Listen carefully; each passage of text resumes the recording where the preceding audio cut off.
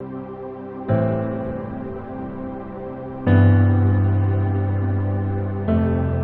tema da minha mensagem hoje é: não seja pedra de tropeço. Para você que está vindo à nossa igreja a primeira vez, não é nenhuma indireta para você, pode ficar tranquilo, porque os irmãos sabem, eu apenas sigo o texto, né? Eu prego de forma expositiva, então eu comecei a pregar sobre Lucas, e essa já é a 90ª pregação, 90, isso mesmo? Então apenas vamos seguindo, texto por texto, versículo por versículo, às vezes porção por porção, e semana passada eu terminei o capítulo 16, hoje a gente começa o capítulo 17. Acompanhe comigo. Opa, está em Timóteo ainda, calma aí. Lucas capítulo 17, versículo 1, vai dizer assim a palavra do Senhor. Jesus disse aos seus discípulos: é impossível que não haja motivos de tropeço, ou escândalos, dependendo da versão. Mas, ai daqueles por quem eles vierem. Será melhor que se lhe pendure ao pescoço uma pedra de moinho e fosse jogado ao mar, em vez de fazer tropeçar um destes pequeninos. Tende cuidado de vós mesmos. Se teu irmão pecar, repreende-o. Se ele se arrepender, perdoa-lhe. Mesmo se pecar contra ti 7 vezes no dia, 7 vezes vier te dizendo: estou arrependido, tu lhe perdoarás. Até aí tá bom, o restante eu vou explicando depois. Olha para cá, por favor. Os irmãos devem se lembrar qual é o contexto aqui. Na última semana eu preguei justamente sobre o inferno, sobre a terrível realidade do inferno. Parábola de Lázaro e do rico. Então ali, Jesus Cristo, ele deixa bem claro que, primeiro, que o inferno é um lugar real. É um lugar real. Não é algo metafórico, não é uma analogia. Ele usa uma parábola para mostrar que aquilo é um lugar real. E então, você vê a Bíblia descrevendo o inferno com as piores palavras possíveis. Por exemplo, vai dizer que lá é o lugar onde o verme não morre e o fogo nunca se apaga. Que ali é um lugar de pranto e ranger de dentes. Em Tessalonicenses, Paulo vai dizer que ali é um lugar onde as pessoas serão banidos da face do Senhor. O que ele está dizendo é que o inferno é um lugar onde não há uma gota sequer de misericórdia para as pessoas que forem para lá. E um exemplo disso é quando o rico está no inferno, ele diz assim, né? Ô pai Abraão, deixe que Lázaro venha e molhe apenas a ponta da minha língua. E o que ele diz? Não. Ou seja, nem a mínima misericórdia será dada a essas pessoas. E a única forma que nós temos de escapar deste lugar, a Escritura vai dizer que é arrependimento de pecados e fé em Jesus Cristo. Essa é a única forma. Você reconhecer que você é um homem e uma mulher pecadora, se arrependeram dos seus pecados, e este arrependimento deve vir materializado através das suas obras, daquilo que você faz. Porque você dizer que você tem fé, mas você vive uma vida porca, uma vida ímpia, meu irmão, você está enganando as pessoas, está enganando a si mesmo. Às vezes as pessoas você não está enganando, mas você está enganando a si mesmo. E aí, então, nós vemos Jesus Cristo aqui, ele dá um alerta aos discípulos. Eles dizem: sejam atentos e vigilantes, e não sejam, em hipótese alguma, pedra de tropeço para alguém.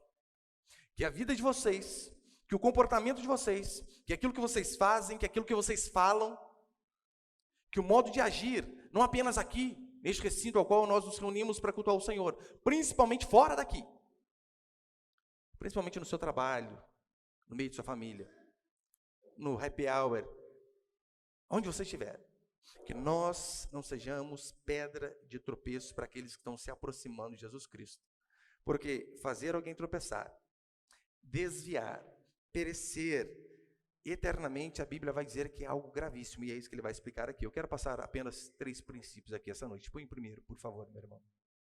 O primeiro princípio é o seguinte: cuidado com os escândalos. Versículo 1 e 2, leia comigo de novo aí, vai dizer assim: Jesus disse aos seus discípulos: é impossível que não haja motivos de tropeço, ou é impossível que não haja escândalos, mas ai daqueles por quem eles vierem. Seria melhor que se lhe pendurasse no pescoço uma pedra de moinho e fosse jogado ao mar, em vez de fazer tropeçar um desses pequeninos. O que a Escritura vai dizer é que escândalos são inevitáveis. Irão vir, irão acontecer. Agora, sobre quais escândalos Jesus está falando aqui? Porque quando você ouve a palavra escândalo, Talvez você já associe isto a, por exemplo, um escândalo de corrupção no meio político, um escândalo de assédio, patrão versus funcionária, um escândalo de imoralidade dentro da igreja. Né? Escândalo tende a remeter a gente a coisas bem grandes assim. Só que você sabe, hoje nós vivemos num mundo extremamente doente. Doente, que eu falo em que sentido? As pessoas se escandalizam por coisas que elas não deveriam se escandalizar.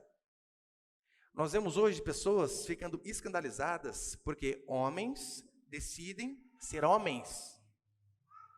Homens decidem ser homens de verdade no sentido de liderar a sua casa, de encabeçar a sua família, de reinar sobre a esposa, sobre os filhos, e dizer, olha, aqui é assim que funciona, Deus me instituiu como cabeça, e é assim que nós vamos andar. Se você fala isso, no meio do povo cristão, por vezes, você é tido como machista, como opressor, como alguém que não é nada carinhoso. As pessoas se escandalizam com coisas simples, sendo que é claro na Escritura a respeito disso. E não apenas do lado do homem, né? Esses dias eu vi um deputado, há um tempo já, um deputado que ele foi processado porque ele disse que um homem, no caso biológico, ele não é outra coisa a não ser homem. E para o mundo hoje isso é um escândalo, porque as pessoas podem ser o que elas quiserem. Mas para o lado da mulher também é assim. Quantas irmãs aqui já conversaram comigo? Irmãs que eu digo, irmãs com faculdade, com ensino superior. Irmãs que decidiram, assim como a irmã Larissa estava aqui, que teve bebê há uma semana, irmãs que decidiram dizer assim, a partir de agora eu vou cuidar do filho, da casa. O meu marido vai trabalhar e sustentar a mim e as crianças. E se você faz isso, se coloca numa rede social, meu irmão, vai causar um fuzuê que você não tem ideia. Porque as pessoas acham um absurdo o homem ser homem, trazer o sustento para dentro de casa, e a mulher fazer o seu papel de mulher, cuidar do lar, cuidar dos filhos. É escândalo. Mas o que Jesus está dizendo não é escândalo em relação a ser bíblico. Não, não é isso. Mas é principalmente escandalizar por andarmos conforme o mundo. Tanto é que em Mateus capítulo 15, versículo 12, ele vai dizer assim, então aproximando-se dele os discípulos disseram, sabe que os fariseus, ouvindo a tua palavra, se escandalizaram? Calma aí, a Escritura vai dizer que nós não temos que ser pedra de tropeço, não temos que ser escândalo, mas a Escritura diz que Jesus escandalizava as pessoas. Mas ele escandalizava por ser honesto, por ser correto.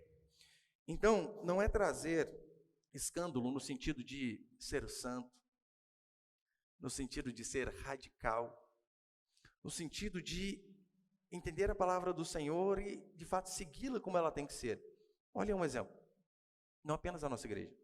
Algumas igrejas, incluindo a nossa, nós acreditamos que a forma do relacionamento antes do casamento não deve ser como esse namoro moderno que a maioria dos crentes fazem. Nós chamamos de corte, né? Você pode dar o nome que você quiser, corte, namoro santo, dá o nome que você quiser. Mas nós acreditamos que a forma de se relacionar antes do casamento é um relacionamento sem beijos, no máximo um aperto de mão e um abraço, para se guardar exclusivamente para o casamento. Só que você fala isso dentro do ambiente cristão, você é criticado, você causa escândalo. E eles se escandalizam, nos chamam de fariseus, nos chamam de hipócritas, de legalistas, mas eles não dão nenhum argumento bíblico para provar o contrário, não dão. Algumas igrejas, incluindo a nossa, acreditam que o padrão de santidade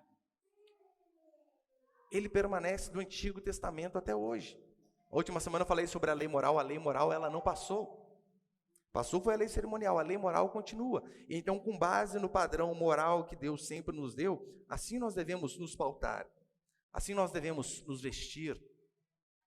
Por que nós não devemos nos vestir como as pessoas ímpias? Porque a Bíblia nos declara um padrão de santidade, de modéstia, de cobrir, sabia? A roupa foi feita para cobrir. Agora, é triste e é comum. Nós vemos em igrejas, irmãs, com roupas que parecem que foi embalado a vácuo, né? Não sei como respira ali dentro. Decotes enormes aparecendo seio. Saia com decote. É um absurdo. É um absurdo ter que falar que irmãs não devem usar biquíni na praia. Você fala algo básico como isso aqui, o povo se escandaliza. Você sabe, né? A grande diferença do biquíni para calcinha e sutiã é só o material. Nenhuma outra diferença. Apenas o material. O tamanho é o mesmo e às vezes até menor. Mas então você diz isso, as pessoas acham um absurdo. Se esquecem que a punição para aqueles que trazem escândalos é grande. E é sobre isso aqui que Jesus vai falar. É sobre isso aqui que ele está dizendo. Como assim? No versículo 2 ele diz: ai daqueles que fizeram tropeçar um destes pequeninos. E pequeninos aqui a referência não é a crianças. Chegavam-se a Jesus aqueles ímpios, aqueles gentios. E então Jesus estava falando que pequeninos são aqueles que são novos na fé. Aqueles que estão começando a caminhada cristã. E a Bíblia diz que esses não devem ser escandalizados pelo comportamento de nós que somos mais velhos. Não devem, de forma alguma.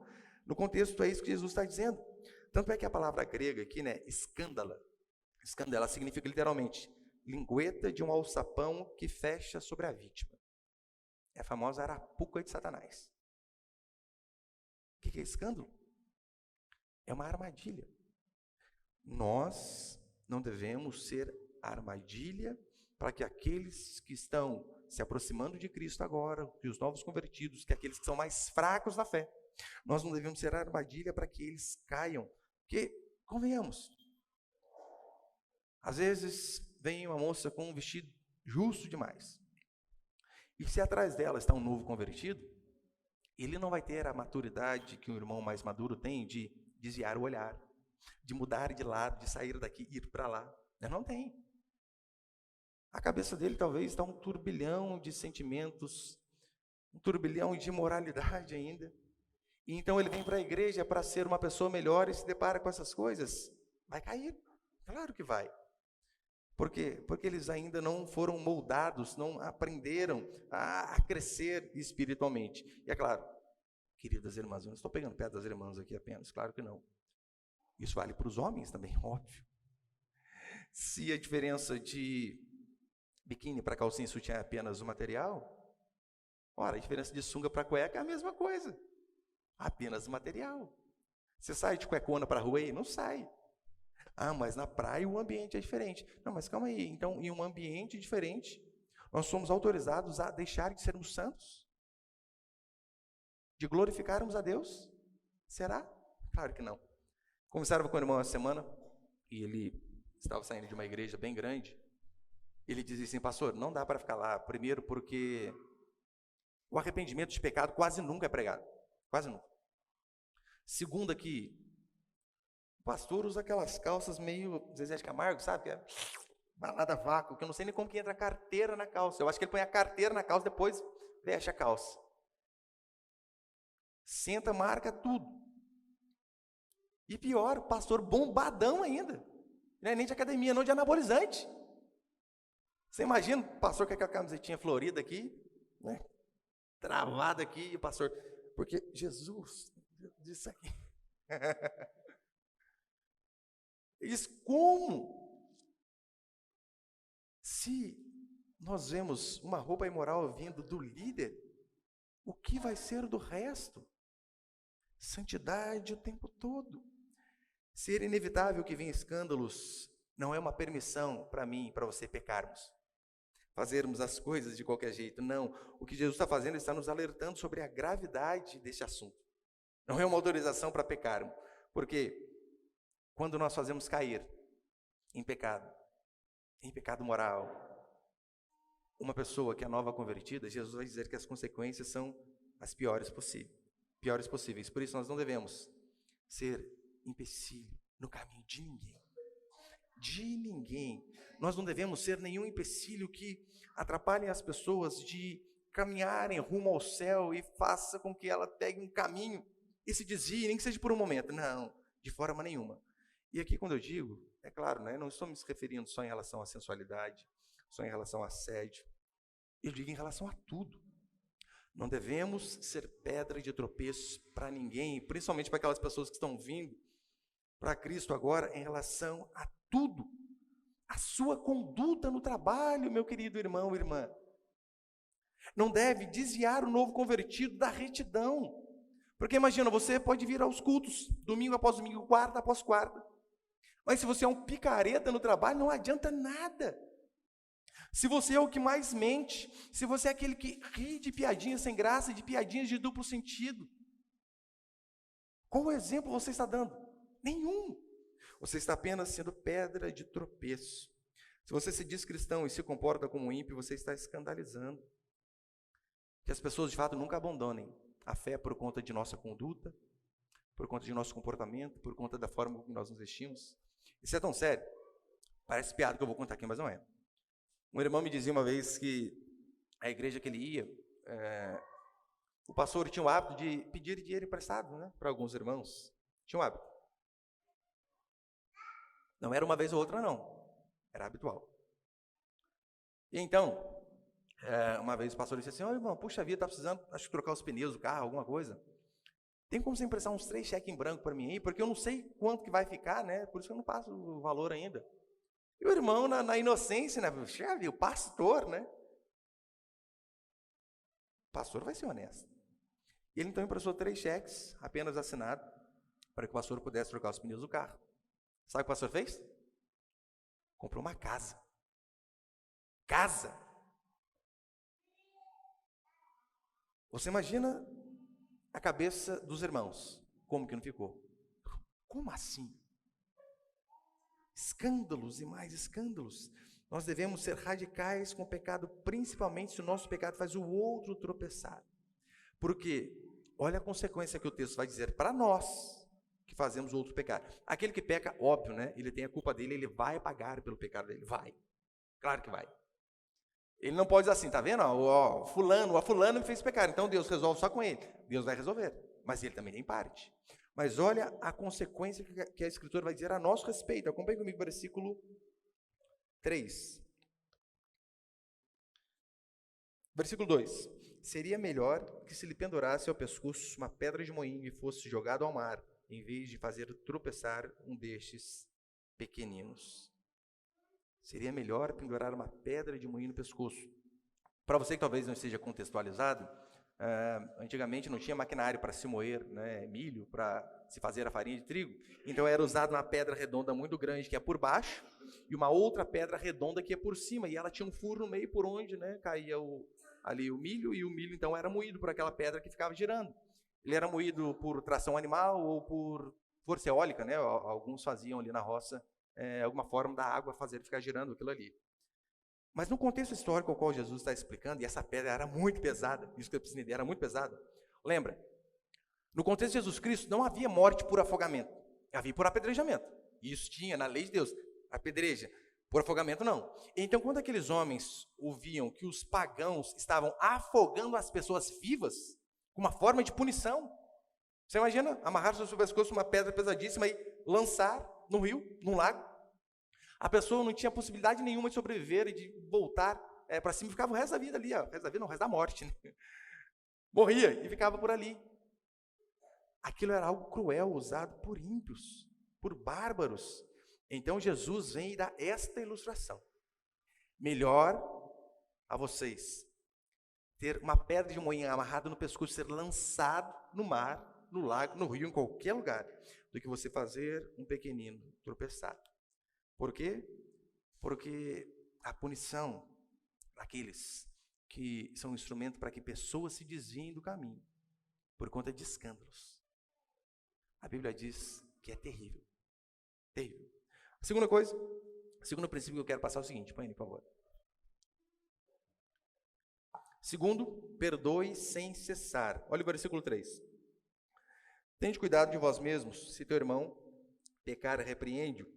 Se ele se arrepender, perdoa-lhe.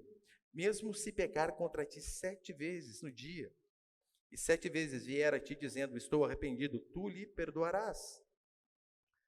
Olha o que Jesus disse, que tão grave quanto fazer o outro pecar, que tão grave quanto ser pedra de tropeço na vida de alguém, é você deixar de perdoar aquelas pessoas que erram com você. É gravíssimo da mesma forma. E como que eu e você podemos perdoar? Olha, Jesus aqui, ele nos diz, se teu irmão pecar contra ti, você vai e repreende-o e diz, olha, você errou nisso, aqui comigo. E se ele se arrepender, a Bíblia diz, você deve perdoar. E repare, você precisa ir falar. E se o fulano abrir a boca e dizer, olha, realmente eu errei, você não tem outra alternativa a não ser perdoar aquela pessoa. Se ele abriu a boca e pediu perdão, não importa o que ele fez, qual pecado ele tenha cometido contra você. Você também deve abrir a boca e dizer, eu te perdoo. Você reparou que nós não devemos, de forma nenhuma, aceitar o silêncio como resposta de perdão dos pecados? Não, é necessário que se fale. E nós não devemos, de forma alguma, subestimar o poder da mágoa. Por quê? Só há uma única maneira de estancar a sangria da mágoa do nosso coração. E a Bíblia vai dizer que essa forma é conversa. É você falar. Se está chateado com alguém, meu querido, pelo amor de Deus, não vá para as redes sociais. Hashtag chateado. A gente ajuda. E a primeira oportunidade, nos viram a cara e joga no ar para todo mundo. Que baixaria. Ou põe no status, né? Mais chegada, né? Hashtag magoado. Isso é coisa de gente infantil, de gente imatura. A Bíblia diz que o objetivo é gerar arrependimento e, através do arrependimento, perdão. Lembra em Mateus capítulo 18? Jesus diz assim, se teu irmão pecar contra ti, vai arguí-lo entre ti e ele só, vai conversar entre ti e ele só. Se te ouvir, ganhaste teu irmão. Ou seja, alguém errou com você, e o que você tem que fazer? Vai conversar com essa pessoa. Não é conversar com seus amigos do trabalho. Não é jogar na rede social. Não é conversar com outra pessoa da igreja mesmo. Não é isso. Você deve conversar com a pessoa. E repare, o perdão é algo que deve ser ilimitado. Ilimitado, no versículo 4, quando ele diz assim, né? Mesmo se pecar contra ti 7 vezes no dia, e 7 vezes vier a ti dizendo, estou arrependido, tu lhe perdoarás. Por que Jesus diz assim, 7, né? Se vier 7 vezes pecar contra ti, por quê? Havia uma lei ali entre os fariseus que o máximo que você poderia perdoar uma pessoa era 3 vezes. Depois disso, você não precisava perdoar mais. Aí Jesus vem e já extrapola o teto, né? 7. E em Mateus, ele vai além. Ele diz, não apenas 7, mas 70 vezes 7. E é claro que não é literalmente 490 vezes. É apenas um símbolo de que o nosso perdão deve ser ilimitado. Não importa quantas vezes as pessoas erram conosco, nós devemos sempre perdoar. Sempre. E por que nós devemos perdoar? Gente, porque nós também erramos. Você erra. Eu erro. Então, se você às vezes é justo demais para com alguém sem perdoar, não se esqueça, você também vai errar. É tão certo que o poeta George Herbert, põe ele, por favor, ele diz assim, quem não é capaz de perdoar destrói a ponte sobre a qual ele próprio deve passar. E de fato é assim. Nós esquecemos que nós constantemente também precisamos ser perdoados. Deus sempre vai perdoar a mim e a você, sempre que houver arrependimento. Sempre. Mas deixe bem claro, Deus dizer que sempre vai nos perdoar quando houver arrependimento, Ele não está dizendo que Ele nunca vai trazer consequências a nós por conta de nosso pecado. Porque senão você pode entender de uma forma errônea e dizer assim, olha, então não importa o que eu faço, contando que chegue à noite eu digo, Deus, perdão pelos erros que eu cometi nesse dia. Então está tudo certo? Não, óbvio que não. Toda vez que houver um arrependimento genuíno, o Senhor vai perdoar. Mas é tão certo que junto com os nossos erros viram consequência. Olha, por exemplo, de Davi. Davi foi assim. O homem segundo o coração de Deus, ele mentiu, ele adulterou e ele matou um homem, não com suas próprias mãos, mas mandando ali, né? Basicamente, foi ele que matou Urias. E então nós vemos Davi arrependido e arrependido de verdade. Arrependido mesmo. E quando ele se arrepende do pecado dele, ele chega de Natan, conta aquela parábola a ele, ele diz, ó, tu és o homem. Davi na hora rasga o coração, se arrepende e diz, pequei. O que Natan fala para ele? Seus pecados estão perdoados. Agora Davi, vai para casa, está tudo certo. Foi isso? Não. Seus pecados estão perdoados. O filho que você teve vai morrer. Está doente, menino? Vai morrer, vai piorar. Não apenas aquele filho morreu, mas diz a Escritura que depois um irmão se levanta contra outro irmão. um irmão estupra uma meia-irmã. A espada não sai mais da casa de Davi, e desgraça em cima de desgraça por conta de um pecado que começou com uma olhadinha no TikTok. TikTok não, né? No palácio. Olhadinha. Uma olhadinha levou a família de um rei à desgraça. E você está aí achando que você é o intocável. Não somos, de forma nenhuma. Isso significa também que não haverá consequência quando as pessoas erram conosco? Não, claro que vai haver. Por exemplo, filhos erram com a gente? Claro que é. Há consequência quando eles erram com a gente? Lá em casa há consequência. Eles pulam de costa na cinta. Essa é. Há consequências. Se você chega constantemente atrasado no trabalho, vai haver consequências. Você pode falar para o patrão, me perdoa. Ele vai perdoar, mas provavelmente você vai perder o trabalho. Mas eu sei que há coisas que são dificílimas de perdoar. Muito difíceis. Por exemplo, traição. Deve ser algo terrível. Alguém que trata mal o nosso filho. Porque se trata mal a gente, né? A gente aguenta. Mas quando você vê tratando mal o filho, gente do céu, acaba com a gente. Pessoas que são abandonadas, pessoas que são abusadas. Quantas irmãs, ao longo dessas quase 2 décadas, que eu e minha esposa conversamos, que em lágrimas diziam, olha, quem mais eu esperava que estaria do meu lado abusou de mim. Porque, via de regra, são pessoas próximas. Muito terrível. Terrível mesmo. E quando é um homicida? Já parou para pensar nisso? Quando alguém mata alguém que é importante para você, um filho. Olha, eu não lembro o ano exato, né? Mas lembra aquele caso daquela menina Eloá Pimentel, quando o namorado dela, acho que Lindbergh, alguma coisa, não lembro, Lindbergh Faria, acho que foi o vereador, né? Não lembro o nome exato.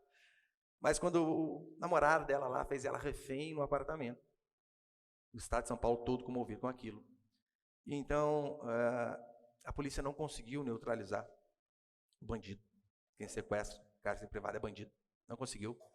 Então, quando a polícia entrou, aquele rapaz matou a menina. Eu acho que ela tinha 16 anos na época.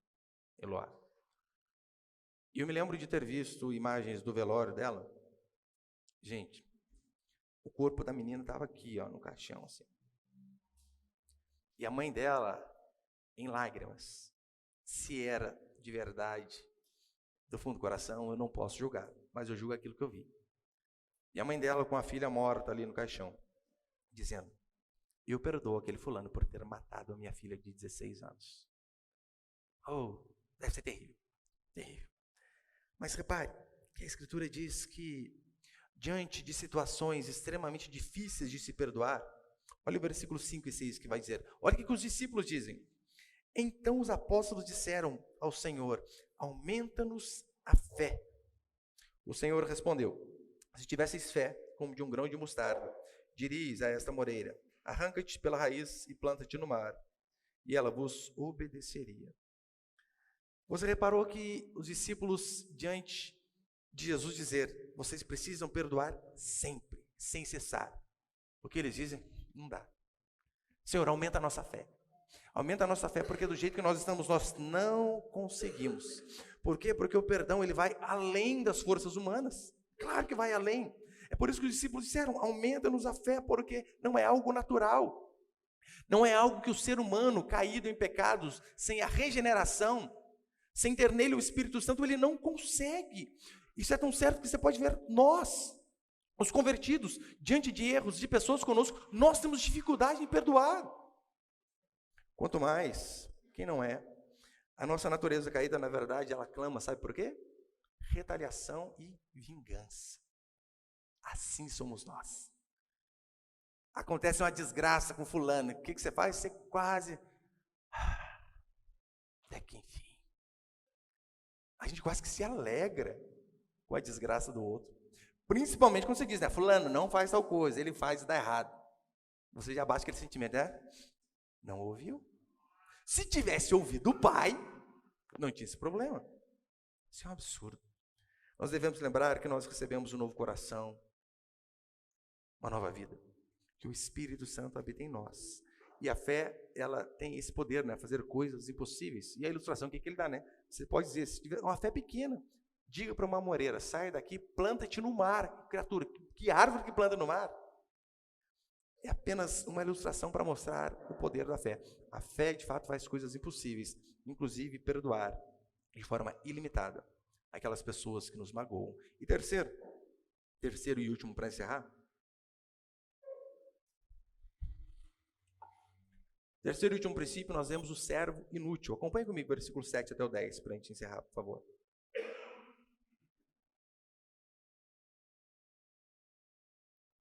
Lucas 17, versículo 7. Quem de vós, se tiver um servo que esteja lavrando a terra ou cuidando do gado, lhe dirá, quando ele voltar do campo, vem agora, senta-te à mesa? Por acaso não lhe dirá pelo contrário? Prepara-me a refeição, arruma-te, serve-me, até que eu tenha comido e bebido, e depois comerás e beberás. Por acaso agradecerá ao servo porque este fez o que lhe foi ordenado? Assim também vós, quando fizerdes o que vos for ordenado, dizei, somos servos inúteis, fizemos somente o que devíamos fazer. Qual que é o sentido aqui? Lembra, esse duplo sentido aqui, né? Esse duplo requisito de não ser pedra de tropeço, de perdoar de forma ilimitada, era disso que Jesus estava falando. Ele disse que nós devemos estar sempre dispostos a fazer isso, e nós só fazemos isso mediante uma força que vem do alto, mediante a graça e a misericórdia de Deus sobre nós. E se nós de fato somos filhos de Deus, nós podemos ter a certeza, o Senhor vai nos capacitar a não ser pedra de tropeço, a andarmos em santidade e a perdoar de forma ilimitada, independente daquilo que façam com a gente. Só que em si, fazendo isso, o Espírito nos capacita e assim nós fazemos. Nós devemos sempre lembrar que devemos fazer com a motivação correta. Por qual motivo? Porque a tendência é eu e você, assim que fizermos o que o Senhor nos ordena, e o que é difícil, que fazemos só mediante a graça do Senhor, e por vezes muitos não conseguem, a tendência é a gente ficar até soberbo. Vocês viram que eu não sou como os demais? Esse bando de crente aí fica guardando mágoa. Eu não, eu sou um poço de bondade. E a tendência é a gente cair no lado da soberba espiritual. Jesus então vem e ensina a necessidade de ser humilde. Humildade. Por isso que ele fala sobre servo inútil. E veja aqui, né, a ilustração que ele dá. O empregado trabalha o dia inteiro no sol, e então chega no final do expediente, o patrão chama ele, ô rapaz, vem aqui, arruma comida para mim. Arruma, me serve, eu vou comer. E ainda que ele coma e saia sem agradecer o servo. Você pode pensar assim, pastor, puxa vida, o servo tem motivo para ficar chateado. Ele trabalha o dia inteiro, o patrão ainda manda arrumar primeiro para ele. Ele come, não diz nem um muito obrigado. Se esse servo fica chateado, a Bíblia diz que ele está errado. Por quê? Porque ele não fez mais do que a obrigação. Não fez mais que a obrigação. Lembrando, o assunto aqui é santidade e não ser pedra de tropeço. Se você faz tudo isso, parabéns. Mas não se orgulhe. Não ache que você é melhor que os outros porque você consegue liberar perdão mais fácil. Porque você consegue andar de forma mais santa e não ser pedra de tropeço. Não, você fez isso, você não fez mais que a sua obrigação. É isso que você tem que fazer. Você não tem que colocar a medalha de honra ao mérito celestial. Por quê? Porque graças te dou que não sou como os demais. Não é assim. E no quartel, eu durante 10 anos ouvi uma bendita frase que está na minha mente, eu sempre falo para meus filhos.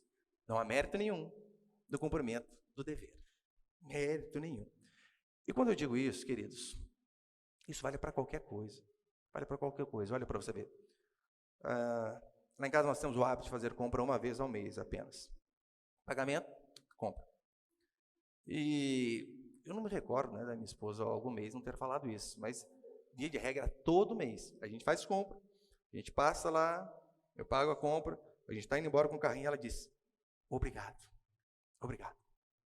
Eu sempre digo a ela, não. Você não precisa me agradecer por eu cumprir a minha obrigação. Biblicamente, eu tenho a função de sustentar você e os nossos 4 filhos, por enquanto. É minha obrigação. Então, eu não preciso de aplausos, porque eu fui um servo inútil. Eu apenas fiz aquilo que deveria ser feito. Meus meninos lá em casa, eles ajudam, graças a Deus, e ajudam bastante. Ficam com um bebezinho, trocam fralda, joga fralda no lixo, ajuda a mãe a limpar a casa, faz comida. E lá em casa é bem uma hierarquia mesmo, né? O mais novinho sempre tem um serviço pior. O de 4 anos é o encarregado das fraldas de cocô e do cocô da cachorrinha. Ele é o encarregado. Cocô da cachorra, limpa, Arthur. Ele vai lá, limpa. Quando o Heitor crescer, né, daí passa o posto. Mas os meninos constantemente sempre ajudam. Não tem menina, tem que colocar os moleques para ajudar a esposa, óbvio, né? E às vezes eles dizem assim: nossa, pai. Porque você sabe, né? Pai não gosta de ver filho sentado. Né? Sentou, parou, já está. Como? Você está fazendo nada? Está avulso? Não dá. E às vezes dizem assim: pai, mas o tanto de coisa que a gente tem feito. Diz isso, aquilo outro. Eu digo: serve inútil. Você serve inútil, é obrigação. Você não é um hóspede dentro da minha casa. Você pensa que é um hóspede? Que a gente faz tudo para você? É sua obrigação ajudar. É assim que funciona. Não há mérito nenhum no cumprimento do dever. E em relação às mulheres também, queridas, é a mesma coisa. Não vem com esse papinho, não, né? Ai, tô cansada. Ai, tô exausta. Criança, casa, marido. Ai! Serve inútil. É obrigação, para de reclamar. Engole o choro, trabalha, vai cuidar da criança, vai cuidar da casa, vai cuidar do marido. Cuida bem dele, Luiz. É nossa obrigação, é assim que funciona. Em relação a Deus, também. Nosso melhor serviço não nos dá o direito de querer que Deus nos retribua por aquilo que nós fizemos. Ainda que você seja o melhor cristão de sua igreja, de sua família, de sua cidade, isso não dá a você o direito de requerer alguma coisa de Deus. Senhor, eu tenho perdoado, eu tenho me santificado, eu tenho obedecido fielmente seus mandamentos. Servo inútil, é sua obrigação, é o mínimo que se espera de você. David Neal diz assim, põe por favor. Essa história é uma exortação à humildade cristã e a evitar a arrogância em fazer simplesmente aquilo que se espera que façamos. É justamente para isso mesmo, né? É para que eu e você, a gente não fique arrogante. Nós não podemos pretender de forma nenhuma que Deus esteja em dívida com a gente. Eu não sei se esse pastor faz isso ainda, né? Mas eu não tinha um pastor antigo, que no começo da minha conversão, às vezes eu vi uns vídeos dele, né? Ele ia começar a pregação, a oração dele era assim: Senhor, se ainda tenho crédito contigo, coloque um anjo ao norte, um anjo ao sul, um ao leste, um ao oeste. E eu ouvia aquilo lá, eu ficava impactado. Falei, cara é um bichão mesmo, gente. Cara, deve ser santidade pura, né? Aí então nós vamos crescendo e amadurecendo na fé, daí eu comecei a pensar, como assim? Se ainda tenho crédito contigo. Ele está dizendo que Deus tem dívida com ele. Deus está devendo, por quê? Porque ele é tão bom que o Senhor está em dívida com ele. Isso é um absurdo. Deus não tem dívida nenhuma comigo e com você. Que de fato o meu e o seu anseio, o meu e o seu objetivo, seja fazer tudo aquilo que está ao nosso alcance, sem desculpa. Sem desculpa. Para que quando nós chegarmos diante do Senhor, nós possamos ouvir dele a seguinte frase: servo bom e fiel, entra no gozo do teu Senhor. Que toda a nossa vida, a busca de santidade, de ser íntegro, de perdoar, de ser obediente, nós venhamos sempre lembrar que isso é apenas a nossa obrigação. Mas se assim fizermos aquilo que é a nossa obrigação, com certeza, o dia que estivermos diante do Senhor, ouviremos isso. Servo bom e fiel, entra no gozo do teu Senhor. Amém, meus queridos?